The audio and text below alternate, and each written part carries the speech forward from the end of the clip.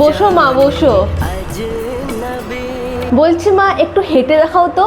তো আমি কি এখন উড়ে উড়ে এলাম নাকি? হেঁটেই তো এলাম। আপনি দেখতে পাননি? আপনার চোখে কি নেবা হয়েছে নাকি?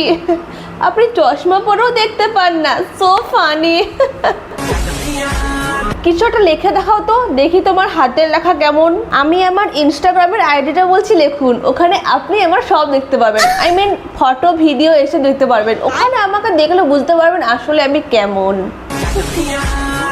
যাও তো মুখটা ধুয়ে আসো তো, দেখি তোমাকে অরিজিনালি কেমন দেখতে। কি বললেন আপনি? আপনার এই কথাটা বলার সাহস কি করে হলো? আপনার সাহস দেখে আমি অবাক হয়ে যাচ্ছি। আমি 2 ঘন্টা ধরে মেকআপ করেছি আপনাকে মুখ ধুয়ে দেখাবো বলে? আপনার যদি আমার অরিজিনাল ফেসে দেখা ছিল তাহলে আপনি সকালে বা রাতে আসতে পারতেন, তখন আমার মুখটা খুব ভালোভাবে দেখতে পারতেন। এখন কেন এসেছেন? বলছি খাবার বানাতে পারো তো? হ্যাঁ পারি, কিন্তু আমি তখনই বানাবো যখন আমার নিজের মুড হবে।